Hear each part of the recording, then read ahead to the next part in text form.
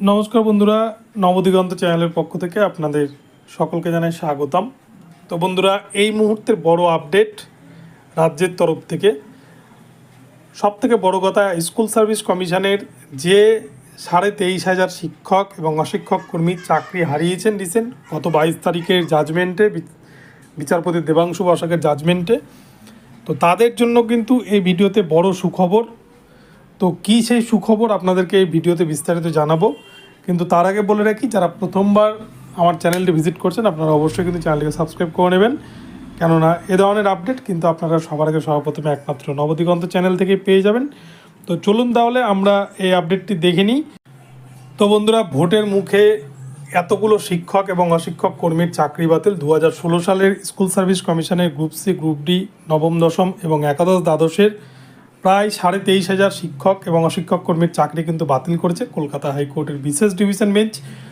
এই চাকরিগুলো কিন্তু কলকাতা হাইকোর্টে ফেরত এসছে সুপ্রিম কোর্ট থেকে ফেরত পাঠানো মামলা। সেই মামলারই জাজমেন্ট করেছেন বিচারপতি দেবাংশু বসাকের বেঞ্চ এবং বিচারপতি সাব্বার রাশিদের ডিভিশন বেঞ্চ। তো এই দুই বিচারপতির বেঞ্চ নির্দেশ দিয়েছেন যে চাকরি বাতিল সহ, পুরো প্যানেলটাই বাতিল সহ বেতন বন্ধের কিন্তু নির্দেশ দিয়েছেন।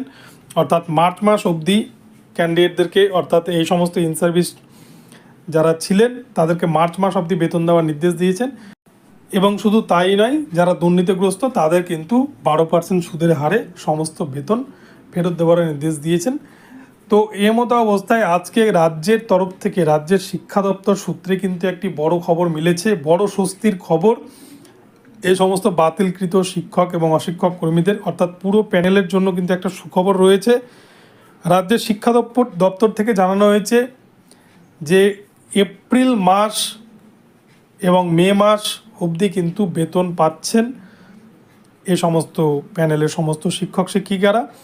কেননা যেহেতু এই মামলা সুপ্রিম কোর্টে দায়ের হয়েছে, ডিভিশন বেঞ্চের রায়কে যেহেতু চ্যালেঞ্জ করা হয়েছে, তাই কিন্তু তারা এই যুক্তি দেখিয়ে ডিভিশন বেঞ্চের নির্দেশকে মানছেন না এবং ডিভিশন বেঞ্চের নির্দেশকে অমান্য করে তারা কিন্তু এবারে বেতন বন্ধ করছেন না। শিক্ষা দপ্তর সূত্রে এমনটাই কিন্তু খবর।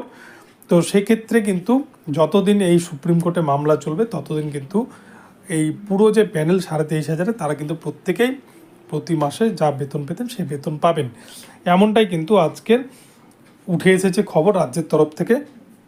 তো এটা কিন্তু চাকরি বাতিল হওয়া যে পুরো প্যানেল, সেই প্যানেলের কিন্তু গ্রুপ সি, গ্রুপ ডি, 9, 10, 11, 12 প্রত্যেকেই যারা ইন সার্ভিস হিসেবে ছিলেন তাদের জন্য কিন্তু এটা একটা বড় স্বস্তির খবর যে বেতন কিন্তু বন্ধ হচ্ছে না, বেতন বন্ধ করছেন না রাজ্য সরকার।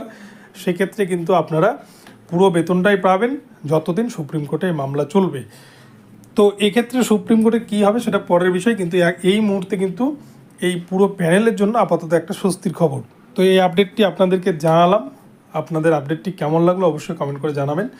ভিডিওটি ভালো লাগলে চ্যানেলটি সাবস্ক্রাইব করবেন আর এই ধরনের আপডেট পেতে প্রতি মুহূর্তে কিন্তু আমার চ্যানেলে নজর রাখবেন। ধন্যবাদ সকলকে।